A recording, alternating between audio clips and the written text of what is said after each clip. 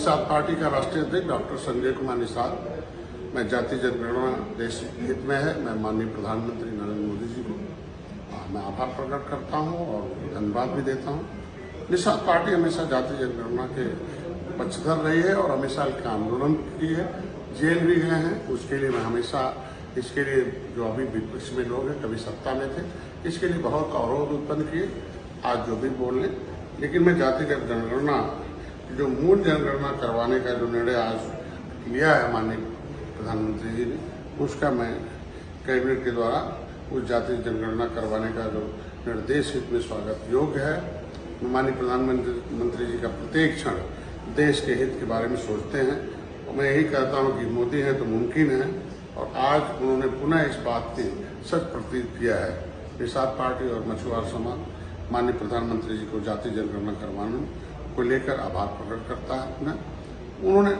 मैं आज कहता हूं कि 1931 में जो आबादी के अनुसार पूर्व में अंग्रेजों द्वारा जातिगत गणना कराई गई थी, क्योंकि जो क्रिमिनल ट्राइब्स एक्ट से प्रभावित जातियां थी, जिन्होंने कानून बनाकर उजाड़ा था 12 अक्टूबर 1871 को, ऐसी जातियां जो भूमिहीन हो गई थी, ट्राइबल हो गई थी, वो जो है अपने रोजी रोटी को खो दी थी, वो एक तरीके से भूखों मरने कगार पर थी। ऐसे लोगों के लिए, उनके हित के लिए जब दुनिया का दबाव होना, तो एक जनगणना कराई गई थी 1931 में। और दशा और दिशा दोनों जो उस समय जो है था जनगणना के अनुसार फिर से धीरे धीरे बदलना शुरू हुआ। सामाजिक न्याय के लिए जातिगत जनगणना बेहद जरूरी है, क्योंकि ये देश और सरकार को पता होना चाहिए कि कौन सी जातियों के विकास की धारा में नहीं जुड़ पाई है और कौन से लोग विकास की धारा में जुड़कर वो अपने को संपन्न हो चुके हैं। या संविधान के मुताबिक सामाजिक न्याय की जो बात की जाती है संविधान में अम्बेडकर के द्वारा, वो तभी होगा जब जाति जनगणना के माध्यम से आर्थिक सामाजिक स्थिति का पता चल जाए कि इन जातियों के साथ अभी तक इतने लंबे अरसे से सबको वोट देती रही, सरकार बनाती रही, बदले इन्होंने क्या मिला है, ये बहुत जरूरी थी। आज उनको कैबिनेट से पास करके सरकार ने जो किया है उसे मैं धन्यवाद देता हूँ। इस तरीके से मैं कहूंगा कि मछुआ समुदाय के सभी उपजाति, निषाद, केवट, मल्ला, बिंद, कश्यप, हार्दी, मलयकार, तुरैया, कश्यप, ये भर राजभर जो प्रजापति और पिछड़ी जातियां, जो उनकी आबादी अच्छी खासी है, ऐसे पिछड़ी जातियां जो अनुसूचित जाति की सूची मझवार, गौड़, तुरैया, खरवार, बेलदार, खरोट, कोली 7 नामों में है, शिल्पकार भी है, परमाली, पासी भी है। ऐसे भी इनकी जातियों को 1931 में, 1941 में जनगणना हुई थी, 1961 में हुई थी। कांग्रेस ने 1951 में बंद कर दिया था और 1961 में केवल अनुसूचित जाति की थी।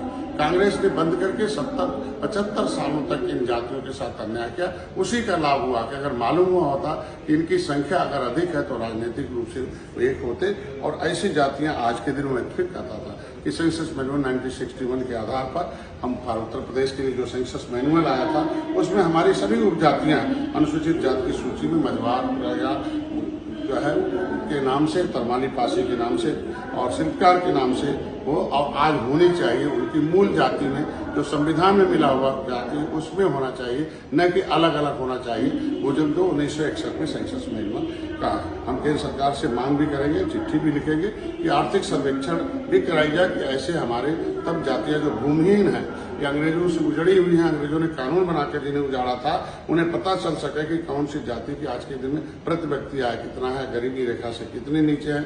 उन्हें विकास की धारा में जोड़ने के लिए जो योजनाएं थी वो कम है, उसे और भी संचालित किया जा सके। जो भी आज के दिन में जिस तरीके से मैं अभी जाता हूँ गाँव में तो देखता हूँ कि इनके शिक्षा ही नहीं है, कोई MA नहीं है, कोई BA नहीं है, कोई इंटर में नहीं है। पता चला नियम हो गया पहले अनुसूचित जाति अधिनियम के अनुसार इनके ऊपर अत्याचार होता था, उसका नाम ही अनुसूचित जाति अत्याचार निवारण अधिनियम 1950 है। उसमें था इनके बच्चे सरकारी पैसे से पढ़ेंगे, सरकारी नौकरी करेंगे, इनकी बहन बेटियों की इज्जत सुरक्षित है। और ऐसे लोगों की सामाजिक सुरक्षा थी और आर्थिक सुरक्षा भी थी, इनकी जमीन जायदाद सब सुरक्षित थी, इज्जत सुरक्षित थी। लेकिन दुर्भाग्य है कि इन लोगों ने जो अभी खेल को मचा रहे थे इतने सालों से, जिन लोगों के कांग्रेस ने बंद किया था, सपा बसपा उनकी सहयोगी रही। 1994 में एक अधिनियम उत्तर प्रदेश में लगा दिया था, लोक सेवा, उत्तर प्रदेश लोक सेवा अनुसूचित जाति पिछड़े वर्ग आरक्षण अधिनियम 1994, उसमें लिख दिया कि जातियां पिछड़ी अब खाएंगी खिचड़ी। ऐसे जातियों को जो शिक्षा है वो छीन लिया था और जो उनका रोजगार छीन लिया था, उनका मिला हुआ संविधान में अवसर मिला हुआ आज इस जाति जनगणना के अनुसार हमको लगता है कि संविधान में मिला हुआ हक इन जातियों को मिलेगा। हाई कोर्ट ने कहा भी कि नो एनी है for the state government high court in matter of SC/ST। तो ऐसे में इन जातियों के साथ केंद्र सरकार से इनका आज के दिन में जो जनगणना होगी, निश्चित रूप से ऐसी उजड़ी हुई जो जातियां उत्तर प्रदेश में 193 हैं और 100 जो पूरे देश में 578 जातियां हैं जिनको अंग्रेजों ने कानून बनाकर उजाड़ा था, क्रिमिनल ट्राइब प्रभावित जातियां, देश को आजाद कराने वाले, जो मुगलों को मौत के घाट उतारने वाली हैं, ये जो है इनको भगवान राम को पार उतारने वाली हैं, ये सारी जातियों का दशा बहुत खराब है, निचले पावदान पर है। इसीलिए संविधान बना था, उसमें लिखा था ग्रुप ऑफ कास्ट अनुमत नीचे सूचित मतलब सूचित किया जाएगा जो आर्थिक राजनीतिक आधार पर शैक्षिक आधार पर नीचे है, ऐसी जातियों को शिक्षा में अवसर देकर इन्हें ऊपर किया जाए। तो ऐसी जातियों को आज के दिन में जाति जनगणना हो जाएगा तो अपने आप पता चल जाएगा इनकी आबादी कितनी है और ये बहुत बहुसंख्यक हैं। अब बहुसंख्यक आबादी किस तरीके से है कि तब पता चलेगा सामाजिक न्याय समिति कितना, लेदरमैन कितना, वाशरमैन कितना, फिशरमैन कितना, मिल्कमैन कितना, कितना नौकरियों में है, किस तरीके से। तो निश्चित रूप से जो जनगणना होने के बाद उसका निश्चित रूप से कोई पॉलिसी बनेगी जिससे इनके विकास की मुख्य में। धन्यवाद।